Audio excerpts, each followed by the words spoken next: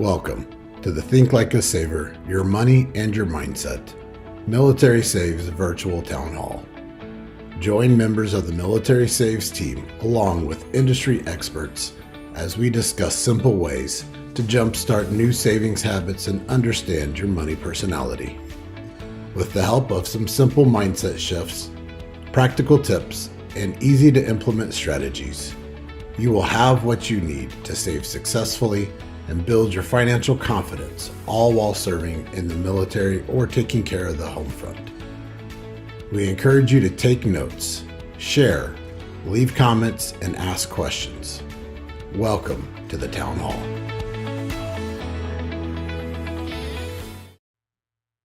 Thank you for attending the Military Saves Virtual Town Hall. This is actually our very first virtual town hall just for Military Saves. I'm Kia McAllister Young. I am the director at America Saves, and you probably know the Military Saves is a program of the organization. It also has a very incredibly special place in my heart because I am a proud U.S. Air Force veteran and a former military spouse for over 15 years. So what's the reason for today's virtual town hall? Big picture is to have a candid conversation about personal finance, about savings, and to get real about how to think like a saver and build financial confidence, especially when you are living the military lifestyle. Now, at Military Saves, we have some very specific beliefs and values that I want to share with you. One, there is a no shaming approach to savings, especially when you are here with us at Military Saves. It's very important that you don't feel shame or guilt about any financial decisions that you have made, and that you are celebrated and supported for wanting to, make better or more positive financial decisions. Two, we believe that saving is a habit, not a destination. Especially when you have chosen to serve your country, you are going to face a lot of challenges like spouse unemployment and underemployment, the cost of PCSing, pay interruptions, childcare accessibility, and all of that is on top of the current economic climate of inflation, food and housing increases, and the like. So you are going to actually have to spend your savings at times, and that is okay. We're going to prepare you for that.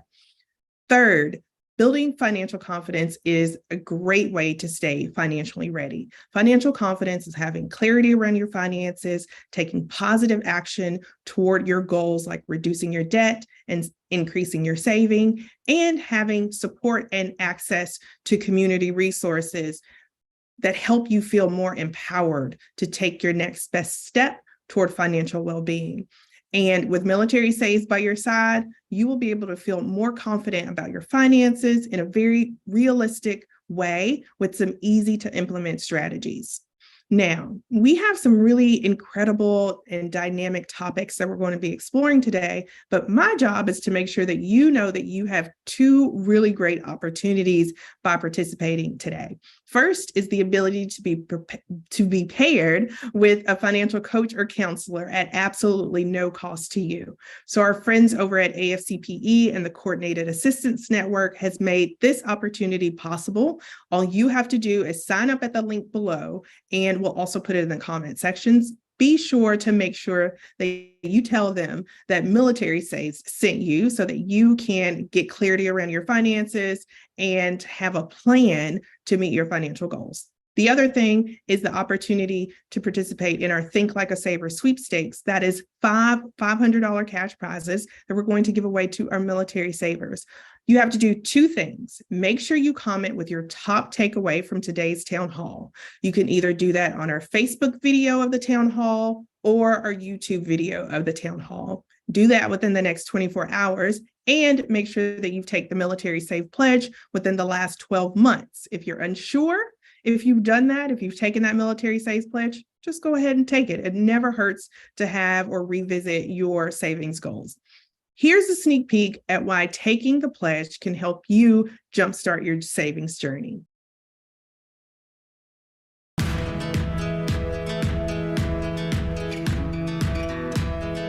we are the Mallerby family. We're a family of 6. We got 3 boys and 1 little girl. My husband is active duty military, and we just currently moved from Texas to the East Coast. And so we try really hard to have family dinners together because we don't have that family support close by. Savings is really important to our family. We want to make sure that we have a cushion so that we're not living paycheck to paycheck every month. Recently, Courtney and I had a bright idea to give the kids an opportunity to save up for a specific goal that they wanted. We thought that it would be a fun idea for them to draw it out. That way they can visualize what they're saving up for. Honestly, I was surprised to hear some of the things that they were saving up for and why they were saving up for them. I'm saving for a cello because I want to be like Yo-Yo Ma. I've never heard of Yo-Yo Ma. Threw me for a loop. For karate. Airplane tickets when I can go to grandma's house. I love kitties. And then we pinned them on a board. So that they can see it in the home all the time and work towards it. Taking the America Saves pledge keeps you accountable to those goals that you've made for yourself and for your family. Courtney and I are starting small and thinking big with America Saves.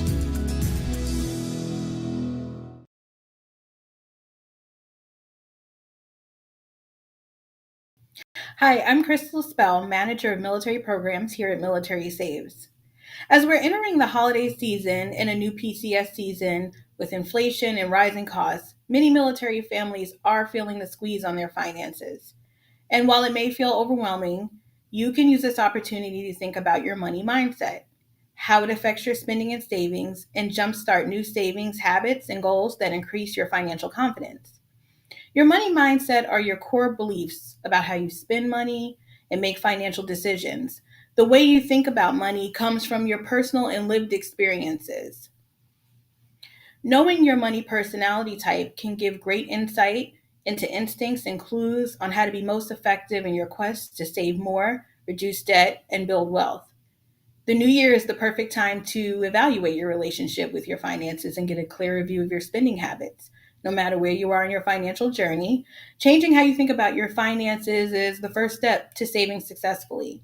Speaking of mindset, did you know that you have a money personality that gives insight into your relationship with money, your impulses, how you save, and how you spend?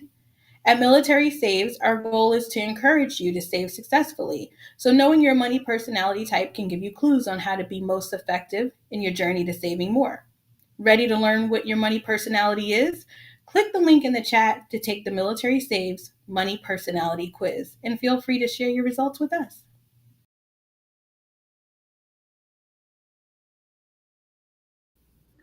COVID added many additional challenges to our lives and the economy. But even prior to COVID, there were and still are many unique challenges within the military lifestyle that impact the finances of America's military personnel, veterans, and their families. These circumstances, such as food insecurity, frequent PCS moves, military spouse unemployment, and other lesser known stressors, also play into the mindset and money personality of the military community. And it's important to understand some of these lifestyle challenges in addition to opportunities to minimize some of those financial burdens.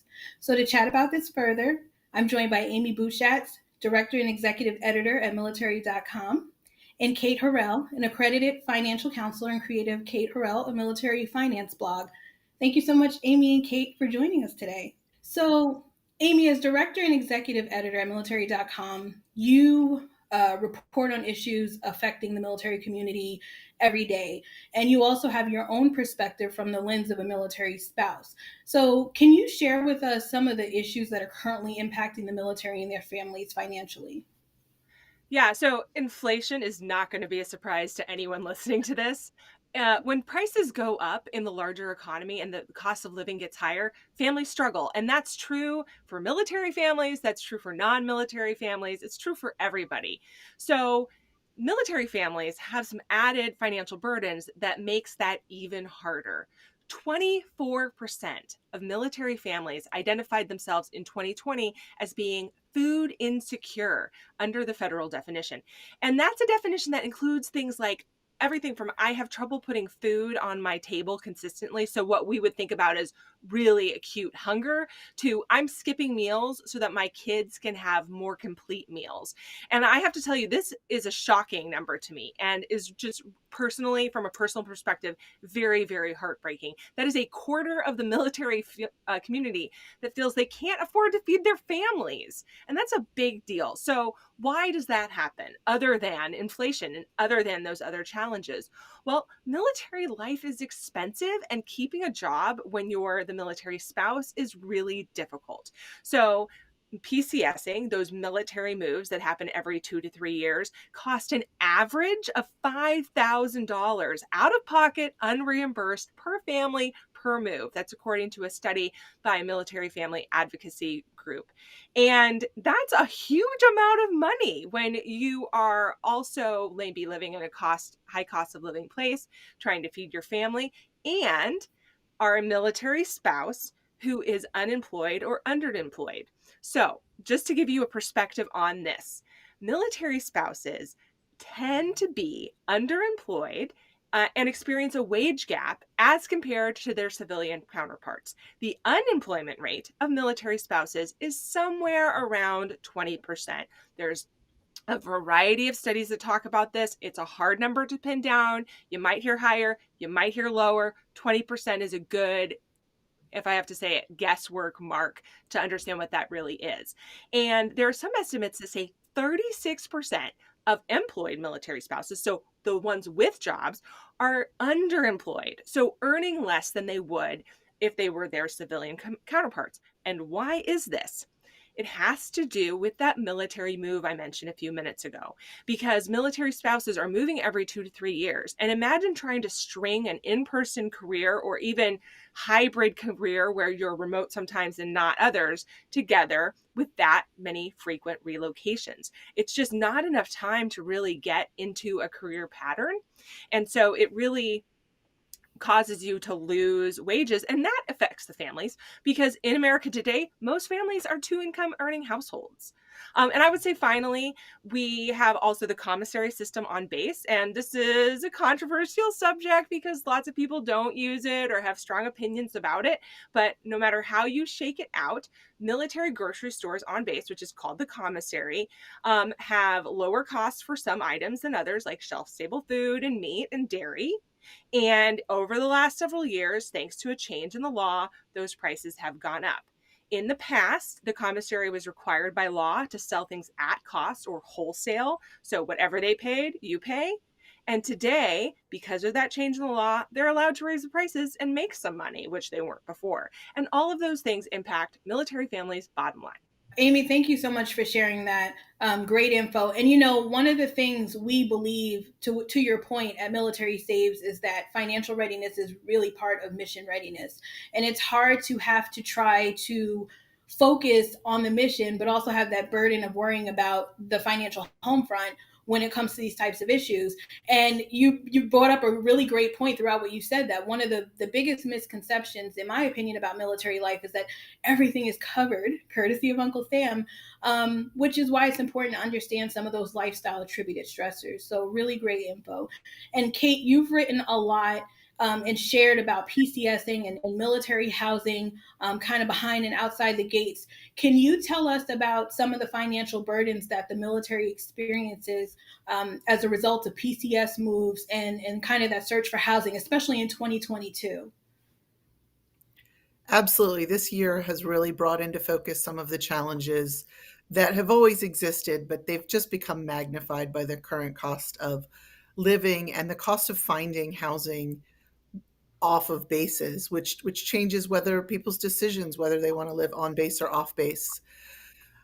As you may know, there have been several changes this year to different allowances to help families, but they are sort of baby steps to cover some of the gaps. For most people, when they move into a new home, they may start looking a few months out and see, say, an apartment or a house that they want to rent, and they make that transaction happen over the course of several weeks. Military families get, used to be 10 days, now 14 days of allowance to cover, moving into a whole new house, which is a pretty short amount of time to make that whole transaction happen. Also, there have been some challenges with the housing allowance, keeping up with the cost of housing. The way the housing allowance is constructed, I actually don't think it's a terribly bad system, but the lag time in it can be very problematic. They start collecting data in March of one year, and the new rates come out in December of that year, but then those rates are in effect for 12 full months. So hypothetically, you have someone house hunting using financial data that is like 21 months old. And as we've all seen looking at our own local areas, 21 months is a long time when it comes to the change of the cost of housing.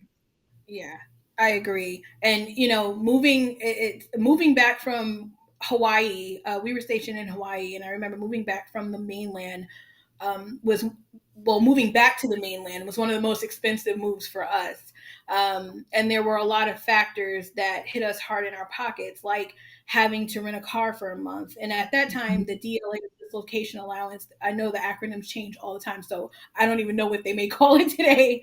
But at that time, we had to rent a car for a month. And these are kind of those little pieces that people don't talk about. So we had to rent a car for a month. We had planned to live on post, but the wait for housing was long. And we eventually had to take out an ER loan to rent a home outside of post. So there's a lot of factors in there, just having to find a home. And like you said, when you talk about like some of the allowances that you may receive to help aid in the PCS move, it's not always enough. And so you have to come out of pocket. So, Amy, the Secretary of Defense, Lloyd Austin, recently announced a plan that addresses some of the rising costs facing military families. Can you share some of the ways military families may receive some relief, or at least help to minimize some of that burden in their pockets from the plan when it comes to childcare? I believe there's a new upcoming basic needs allowance and mil spouse unemployment. Yeah, so the secretary announced a series of really sweeping updates to military family related policies, some of which are going to go into effect pretty immediately. There was a adjustment to basic allowance for housing that Kate was talking about, that went into effect for certain high cost of living areas right away. But really, the rest of these are sort of like a hopes and dreams plan for the future. And I would say that many of these things won't impact military families right away. But I do want to tell you what to look for.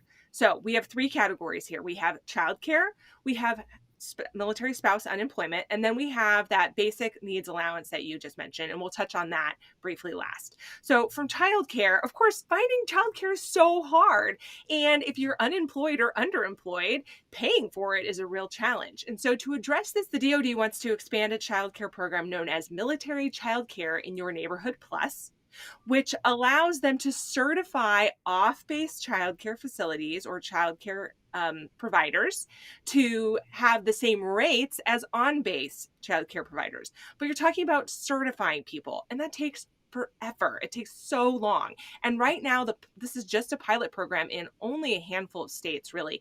It is in Virginia, Maryland, Nevada, and Washington, and they're going to be expanding it to a county in Florida. They're going to expand it to Texas and Colorado, but that's still the vast majority of states are not included in that. And so that's a slow rollout.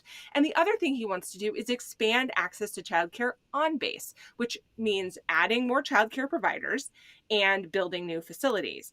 Well, construction takes forever. You can imagine that. And also, we're in a situation where we're having trouble finding childcare workers, both on base and off base. Just in your neighborhood childcare center might be experiencing this. And so these are both long-term things that are going to take a while to do. And then we have military spouse employment. The secretary announced what is really an exciting sounding plan to offer paid fellowships to military spouses who are looking for jobs. So the DoD allows you to make some money while you are essentially an intern in a corporation. That's the idea. We have very few details on this plan, very few, including how the DoD is going to swing having a military spouse be paid by them to work for someone else.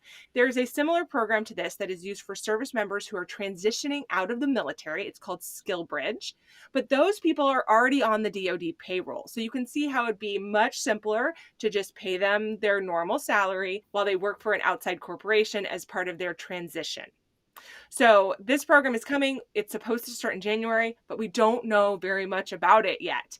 And then you mentioned the basic needs allowance. Now, without going into a lot of weeds on this, because there are a lot of them, the basic needs allowance replaces a program that was sunset several years ago, and it's designed to raise military income to beyond the level that would qualify you for food stamps, or also known as the SNAP program. So that's 130% of the poverty line.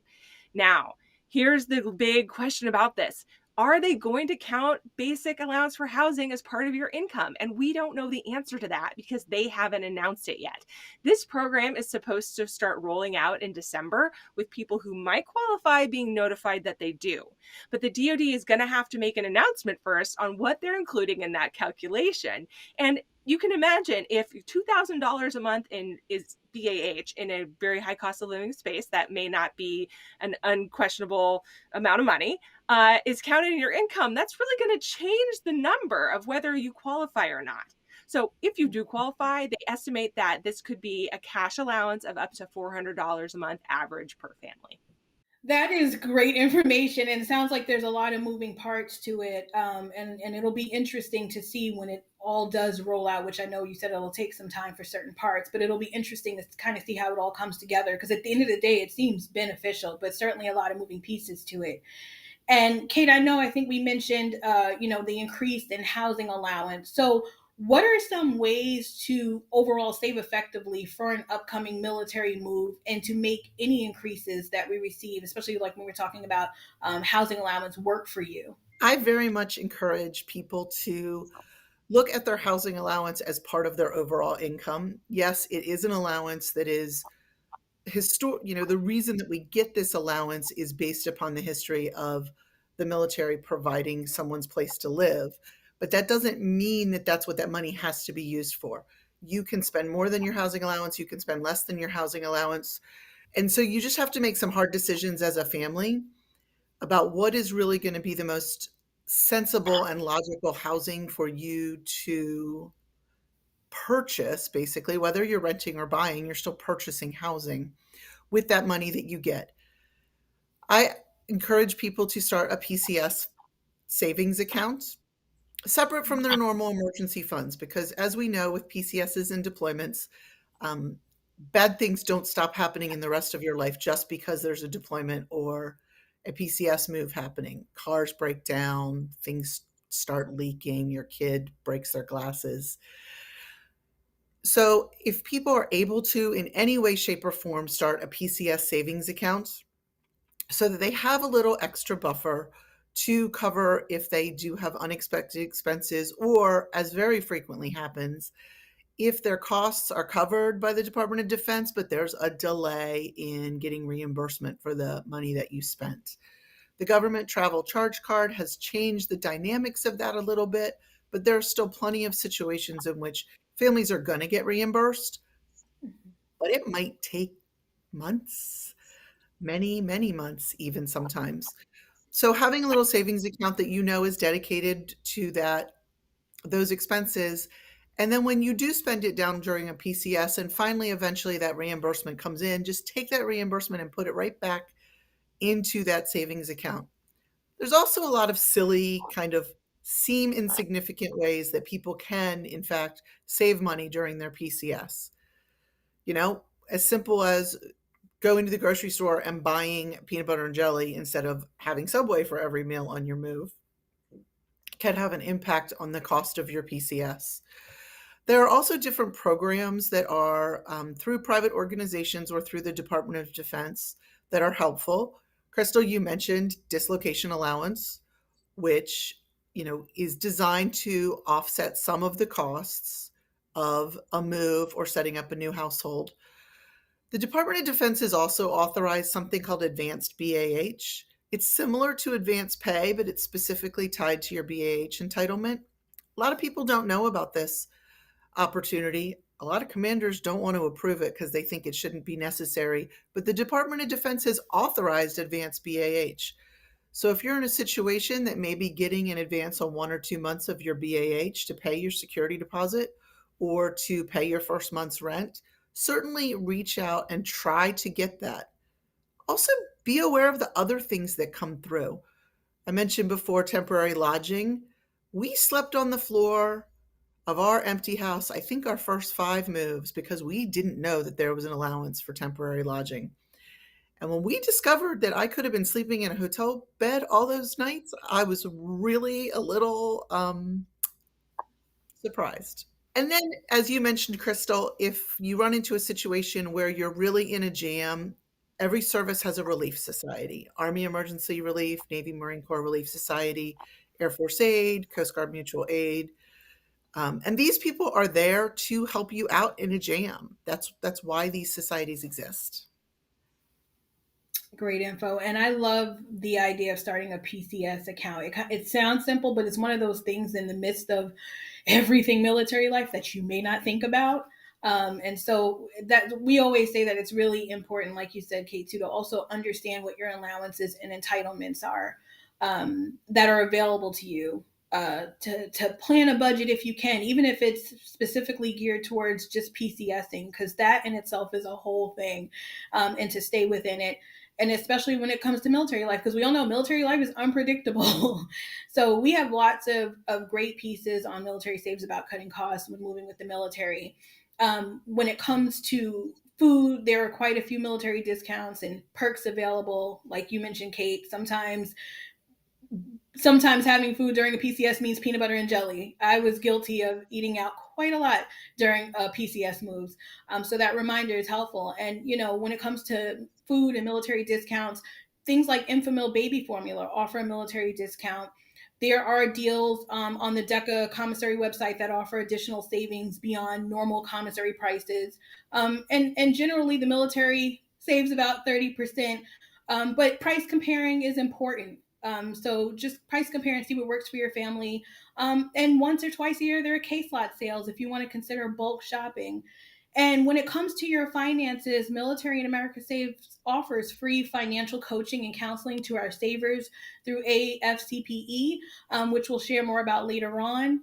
And as the holidays near, because they are close, we've been talking about that a lot on social media. The holidays are almost here. There are quite a few organizations that help with meals and holiday expenses for the military, such as the USO, Operation Christmas Spirit, and Operation Holiday Joy. And lastly, mental wellness also plays a part in the decisions we make when it comes to our lifestyles and finances, and we'll also be sharing resources for that later in the town hall. So, Amy, can you share other important programs or services that military veterans and their families should know about that will help them either save money or provide them with help if they need it in some way?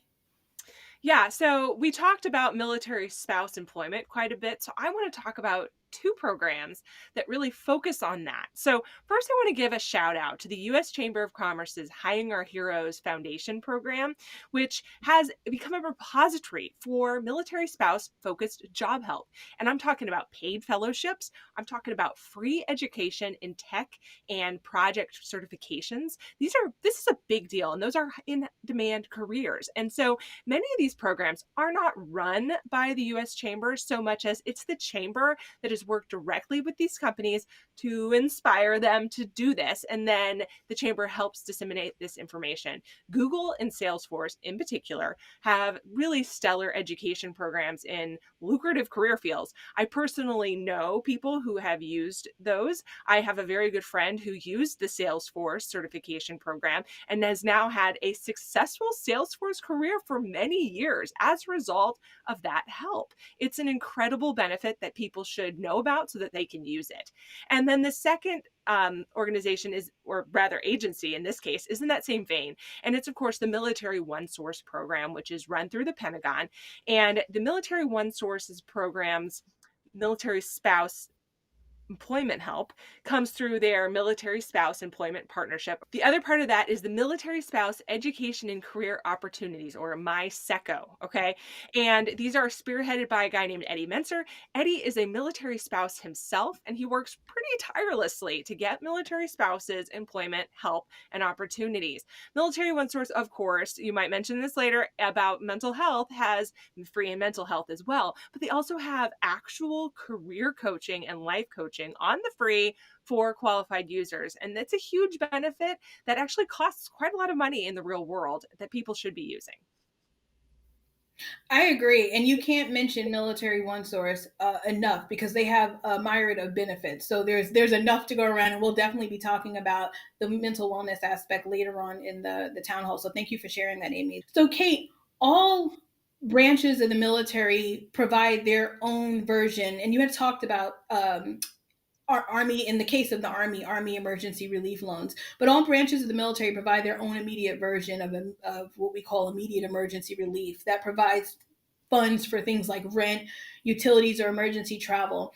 So can you explain why these may be a better option for the military if seeking an outside money source in an emergency, and how do they obtain that? Yes. So the process for obtaining a loan is slightly different for each branch and each relief society. But in general, you're going to want to reach out to the representative or the office for your branch. For example, in the Navy, they're typically housed in the Fleet and Family Service Center. Most relief societies have two different programs. They have something that is some variety of a quick loan. The Air Force Aid Society calls it a Falcon loan, for example. And those are typically, you show up with an LES and your ID, and you can walk out with $500, maybe $700, $1,000, depending on the program. No questions asked. And then all of these societies also have larger loan and grant programs for bigger needs. So, don't think that you can only go to them if you only need $500, because if you're in a situation where you have some type of large emergency and you need more help, the relief societies are there for you for these situations as well. They typically have a little bit more documentation required. They're going to want to see perhaps a repair bill from the shop that's going to repair your car, or they might want to see the receipt for the plane tickets that you bought to go home for a funeral within your family.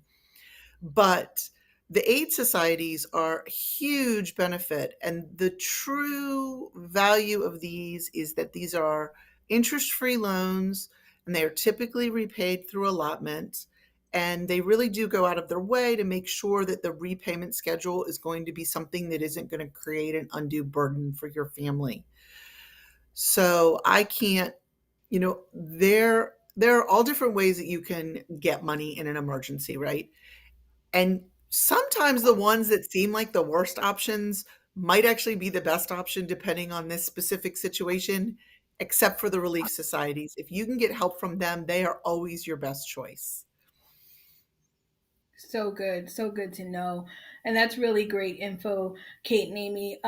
We want people to understand that although this town hall is really talking about the mindset and really getting a clear view of your money, and getting a clear view of your money really starts with understanding kind of where we are, and how we got there, and really understanding just some of those solutions, or at least areas where it can be, that financial burden or some of those challenges can be somewhat minimized, especially as we move into the holidays and people are moving along with whatever else Murphy's Law throws their way. So it's really important to understand those unique parts of the military lifestyle that impact military families financially, but that are also available to help the military and their families not only save money, but know what options are available to them. So Amy and Kate, thank you so much for joining us today. You've provided great information. And for more ways for the military vets and their families to save, you can visit militarysaves.org. Hello, my name is Amanda Wood, Strategic Partnership Coordinator with America Saves. In the previous segment, we shared some of the challenges that can impact the military and their families financially. We know these challenges sound daunting, but saving money while serving in the military is possible. Now we're going to shift our attention to how we can jumpstart a savings mindset when you're in the military. To chat about this, I'm joined by certified financial coach and founder of Financial Freedom Battle Buddies, Dr. Ann James, and Lacey Langford, creator of the Military Money Podcast and founder of Mill MoneyCon. Thank you both for joining us. So, when we're looking to identify and understand our money mindset, we know to look at our past and to our future so that we can decide where we want to be and how to get where we're going. Having a money mindset that prioritizes saving is a great way to support your present and your future self while honoring the past that paved the way for you to get exactly where you are right now. Dr. James, we know that the way people view their finances as well as how they handle money tends to be based on lived experiences. In addition to this impact, can you share how the military lifestyle can also impact a money mindset? Oh, wow. Yeah. It definitely impacts your mindset depending on like the type of job, your ops tempo, like how busy it is. You know, you may not be able to check in with your finances as regularly as you would like. And also, I think the main thing when it comes to mindset and how the military can impact it is those of us that have served, you get used to the security of the paycheck, right? You get paid on the first and the 15th, so you kind of get, used to that. So, I think those are the main reasons how, serving in the military can impact your mindset. Yeah, absolutely. And our money mindset, understanding how our money mindset is formed is so important. That's clear. And at Military Saves, we understand that knowing where you are now and knowing where you want to be and understanding how to get a clear view of your finances are the best first steps to take really when getting into that saving mindset and achieving your goals. Lacey, can you share some simple steps that military members and their families can take to determine where they are currently, as well as where they want to be financially?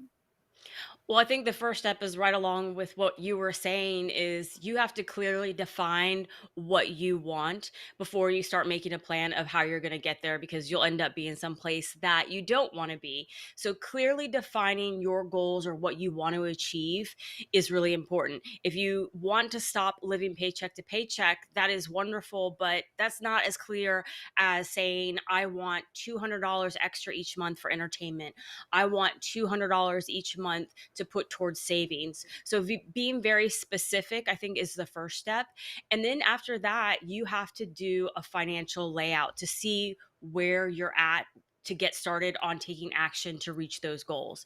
So laying out exactly how much money you have coming in each month, if there's maybe yearly income that you receive from family or for something else, you want to divide that by 12 and make it monthly, but understand exactly how much money you have coming in, and then lay out how much you're spending, what are your expenses. If you're not sure, or sometimes we're like, things don't happen every month, like oil changes or Christmas.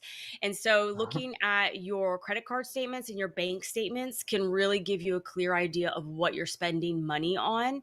And once you have those two components, well, technically three, your goal, how much money you have coming in, and your expenses, then you can decide the actions you're going to take to help reach your goals. Yeah, that's absolutely right. We actually released an on-demand video workshop called The Spending and Savings Plan for Your Military Lifestyle, where our savers are guided through the process of getting a clear view of their finances, by determining their income, just like you said, calculating their expenses, assessing their current financial landscape, deciding what changes they'd like to make, if any, determining what their savings plans are, and so on. So really, it's just that creating a budget, although we love to call it a savings and spending plan here because we think it's just a more accurate reflection of what we're doing. So absolutely, we love that approach. And really, it can't be underscored how important that step is, right? Taking time to get a clear view of your finances is more than worth it, because moving forward is a lot easier when you know where you are, right? So if you would like to create a spending and savings plan, you can visit the link that we will drop into the chat now. Getting a clear view of your finances is not only a great way to understand your present financial situation, but it's incredibly helpful when it comes to shifting your money mindset. When we know where we are, as well as where we want to be in the future, we're taking proactive steps that shift our money mindset while building financial confidence and working to achieve our financial goals. Because our money mindset is reflective of our unique lived experience, as we mentioned previously, our approach to saving can be just as unique. So, Dr. James and Lacey, what suggestions do you have for somebody who is looking to better understand how to put their unique approach to work to jumpstart a savings mindset? Yeah, I think it really goes back to, like you just mentioned, is your unique approach, right? Based off of your lived experience, not anyone else's, not what you're seeing out there on social media. What are your dreams? What are your goals? And based off of that, to sit down and create a plan around that. The good thing about serving in the military is that you have that security of your paycheck on the 1st and the 15th. So once you learn how to live within your means by, following that spend plan, then you can also not only fund your goals, but continue to enjoy everyday life. I think a lot of people think that, in order to get my finances in order, I have to deprive myself. I have to stop doing this. I have to stop doing that. But that is so far from the truth. It's really about you prioritizing and you placing value on those things that means the most in your life. So I really think that, just taking the time to look at your individual situation and what you want out of your life so that you can begin to, I like to say, redefine freedom for yourself. I love that, Dr. Ann. And that to me perfectly depicts the mind shift that we're trying to encourage our savers and our participants to gain, right? So, not looking at the potential for deprivation. I can't do these things, but giving yourself that clear view allows you to take that freedom. Yeah, I think that's great. What about you, Lacey? Well, I agree with what Dr. Ann said. I think that your mantra plays into your mindset. Those things that you are saying to yourself, whether they're positive or negative, really help your mindset excel, or it can drag you down. And often people discount the things that they're really good at. So if you are wonderful about positive self-talk and that might come easy to you, don't discount that. That is part of your mindset. If you're really good about paying your bills on time or paying attention, that may seem simple to you, but that's actually a big part of your mindset, facing issues when they come up, challenges, also celebrating your wins. So I think those are really important. To piggyback off what Dr. Ann said, is to do your unique things, the goals that you want, but then also don't discount things that may become easy to you that don't come easy to somebody else. Those are actually the things you should be leveraging and, pushing towards your strengths. I love that. Finding your strengths when it comes to what you do well and how you can put that to work for you, like we mentioned earlier. I think those are both really great answers. And they just both kind of show how shifting our money mindset can help build financial confidence. And when you feel good about your ability to move forward, when you feel good about what you know and how you know it and how you can put your unique abilities to work for you, you're more likely to make those changes, right? So having that positive money mindset, understanding that you can do the things that you need to do is what's going to help make that change.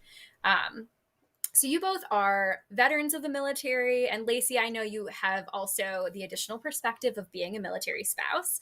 We know that military life can get busy, and there may be times that when service members have to hand over a part or all of helping to manage family finances. So Dr. James, we'll start with you with this question because they're going to be a little bit different. But what are some ways a service member who is used to handling their finances and has to turn that task over to their partner or family member while they're away, what are some ways that you can encourage them to stay involved? Yes, well, the first thing I would say is to make sure that you touch bases with your legal office to determine what type of, like power of attorney or, entitlements that you're giving to the person that you're turning over. So just to make sure that you're not signing your life away just because you may get deployed or whatever have you. It's just that you have the right vehicle in place to do what you need to do. And secondly, to make sure that, that you trust the person to do that, while you're away.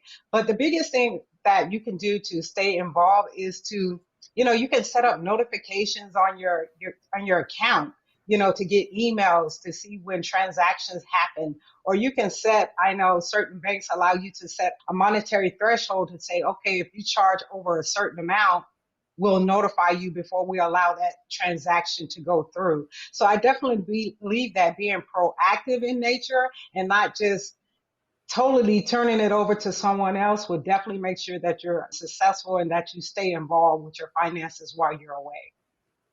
Yeah, that's absolutely great advice. Keep that line of communication open so you still do have that involvement, even though you've handed over control. Lacey, what would you tell a military spouse who is taking over household finances, possibly for the first time? Well, I would say first and foremost is to be kind to yourself. Military spouses are often juggling a lot, a whole household, family, their career, their education, and then rolling in finances can sometimes seem overwhelming. So be kind to yourself. You're doing the best you can in this situation at the current moment. So that is first and foremost. And then I would say keep it to the basics. Keep things simple. There's no need to complicate finances. That's just going to make things overwhelming and stressful for you with all the other things that you have going on. So keeping to the basics, like paying your bills on time, spending less than you make, and saving for your future are the core values of being successful with managing your money. So I would say if you can keep to those things, that's what's really important. It's really going to slingshot your financial success and help you reach those goals. And then I would add is for military spouses, don't forget yourself.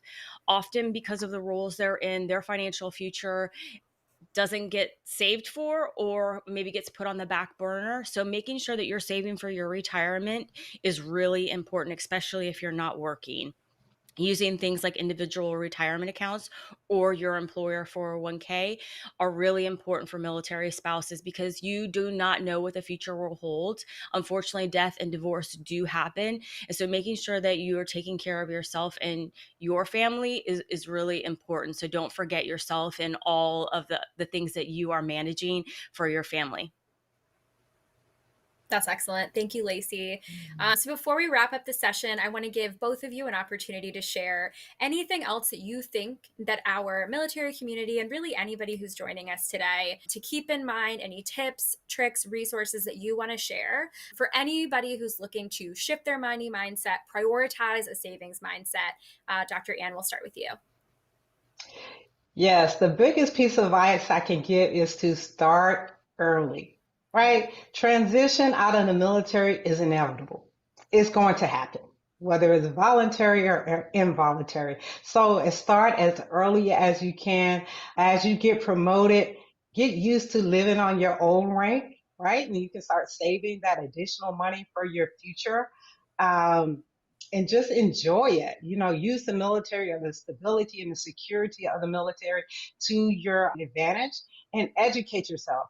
That's the biggest thing. You have to educate yourself on whether it's real estate, whether it's on investing, to just really take in the information and take advantage of the resources that a lot of military installations have as well. I know that at Air Force bases, they have the personal financial counselors at the Family Support Center that is free of charge to families. So I would say definitely take advantage of that. Or if for some reason you do not feel comfortable walking in and asking for help on base, there are organizations outside bases. You want to make sure you get with the right one, right, to help you. But start as early as possible to plan for your future and don't solely rely on the military as you go forward.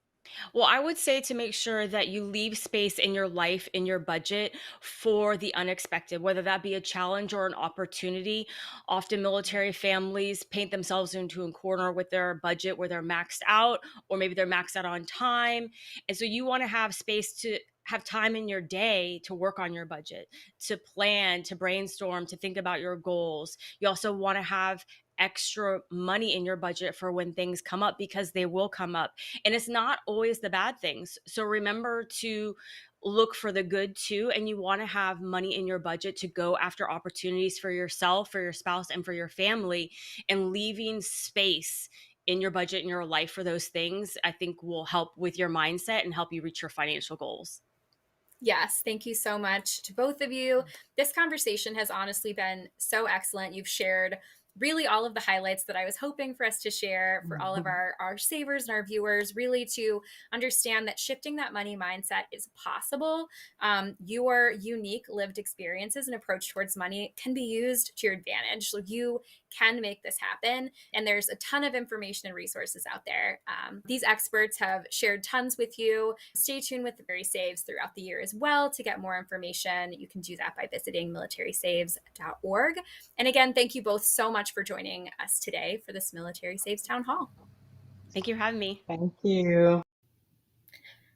We've had some great conversations today that have given insight into how finances play a part in military life and about getting into the mode to jumpstart a financial mindset. During this final part of our town hall, we want to share some tools and resources that will help you get the support you need and continue on your financial readiness journey. To help me do that, we're joined again by my colleague, Amanda Woods. Thanks for joining me, Amanda.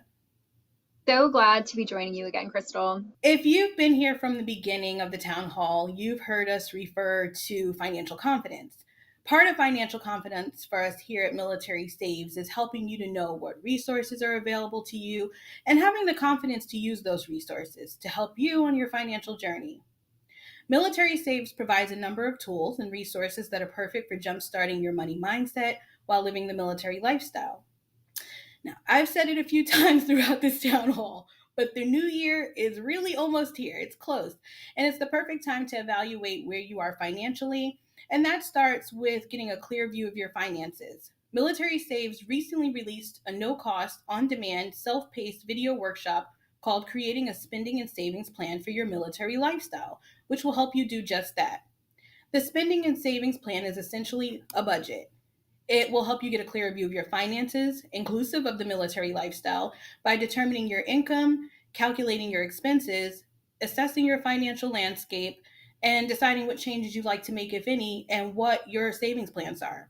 Our goal is for you to walk away empowered with a complete spending and savings plan that you've created based on your own goals and what's best for you and your family.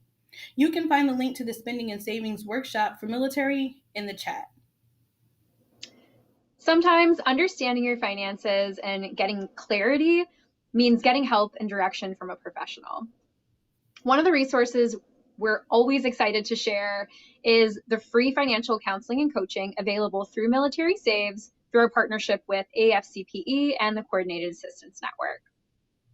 After what has been a challenging few years for many Americans, it's more important than ever to ensure that our communities are accessing the financial resources that are available to them. At Military Saves, we believe that all Americans deserve to access qualified financial professionals. No matter your personal financial situation, an accredited financial coach or counselor can help you get a clear view of where you are, identify a plan to achieve your goals, and connect you with many local resources that can help. So let's talk about how it works, because the process is super simple. First up, because this resource is offered free to our savers, you'll want to take the Military Saves Pledge. Of course, if you haven't already done so. We've mentioned it a few times today, we'll talk about it again, but that would be an ideal first step. In addition to the free coaching and counseling that you'll be able to access, you'll also receive goal-focused support and nudges from Military Saves throughout the year in the form of text or email. So added bonuses from taking the Military Saves Pledge as well. Next, you'll need to complete the request for assistance from the Coordinated Assistance Network. This form can be accessed by visiting the link that we'll drop into the chat now. Once your request for assistance form is complete, you'll be contacted by your accredited financial coach or counselor locally for them to work out the support available to you based on your unique set of needs. Now for my favorite part, like I said, you'll be paired with a counselor locally in your local region that has plenty of knowledge on community resources and options based on your unique financial situation. At Military Saves, we believe there should be a no shaming approach when it comes to encouraging people to save, and this is no different. We know that it can feel difficult when people have to reach out for help with their finances or otherwise sometimes. We know that taking proactive steps like receiving financial coaching and counseling is a huge step on the road to financial wellness. And this is important in that process of building financial confidence. Regardless of your current financial situation, An AFCPE accredited counselor or coach will be able to meet you exactly where you are to provide valuable, unbiased, and non-judgmental support and guidance. This service is for military personnel and veterans. That's great information, Amanda. And you mentioned the Military Saves Pledge, and that's actually another resource we'd like to encourage you to all take advantage of. First, let's chat about why the pledge is such a beneficial resource. Studies show that people with a plan are 2 times more likely to achieve their goals. And we also know that savers who take the Military Saves Pledge are making a commitment to themselves to save successfully. So, how does it work? First, you'll visit militarysaves.org and select Take the Pledge. And from here, you'll set a goal by determining what you're going to be saving for. So you'll have a variety of goals to choose from, like transition funds, emergency funds, retirement. So you can choose the goal that really matches your needs. Next, you'll make a plan to reach that goal by determining how much you want to save each month, as well as how long you'd like to save. You can select a dollar amount and timeline that works with your goal in mind, keeping in mind that you'll be able to reassess throughout the timeline of your goal. And finally, you let us know how to reach you so that we can encourage you to meet your goals by sharing resources and tips and best practices. And we'll send emails and text messages regularly, as well as engage via social media, so you can kind of think of us as a savings accountability partner. Military Saves provides tools, tips, and resources that empower our savers, helping them keep on track. It is important to note, signing the pledge doesn't obligate you to anything, and you're welcome to unsubscribe from the nudges at any time. There's also no connection to your bank accounts or saving products of choice. We just want to encourage you to make a plan, and our goal is to support you along the way. That's right. We've mentioned that getting a clear view of your finances is one of the first steps to really understanding your money. Another great tool to aid in this process is the Financial Wellbeing Assessment for Military from the DoD's Department of Financial Readiness. The assessment is like a checkup on your financial health, where you'll answer 12 simple questions, and at the end, you'll receive a score that'll give insight into the areas where you may be able to improve your overall financial health, along with recommendations to help you do so. Speaking of health, mental wellness plays a huge part in our financial lifestyle and the decisions that we make. We've talked about how our emotions impact our financial confidence, and so this is no different here. Military OneSource provides a 24-hour non-medical counseling to military members and their dependents to help you pull through any difficult time that you may be facing. Personal financial managers and personal financial counselors are available at military installations around the world to provide free, high-quality financial counseling. You can learn more about these services through militaryonesource.mil. Remember to be wary of financial consultants or salespeople posing as financial experts who want to get you to purchase other fees and services as well for a fee. Great information. So as you can see, there are many avenues of support for military personnel and their families, and we hope the resources we provided today are a great addition to your arsenal of financial tools. Thank you so much, Amanda, for joining me and sharing these resources and helping the military learn more about the support available to them. Before we wrap up, don't forget that links to all the resources mentioned in today's Military Town Hall can be found in the comments here and on militarysaves.org. Lastly, don't forget to let us know your top takeaways from today. We want to know. Doing this in the next 24 hours, along with taking the Military Saves Pledge in the last 12 months, means that you're eligible to win one of 5 $500 cash prizes. Thank you so much for joining us. Thanks for joining us today for the Think Like a Saver, Your Money and Your Mindset, Military Saves Virtual Town Hall. We'd like to give thanks to our sponsors, whose generous donations helped us bring this event to you. JP Morgan Chase, Bank of America, Wells Fargo, and AFCPE. As always, we encourage you to share with us what tips, strategies, and tools you plan to implement from today's event. Also remember the 2 additional opportunities shared throughout the town hall: free financial counseling or coaching through AFCPE and the Coordinated Assistance Network, and the opportunity to win one of 5 $500 cash prizes in our Think Like a Saver sweepstakes. Thank you for allowing Military Saves to be your savings accountability partner and trusted resource as you work hard toward your financial goals.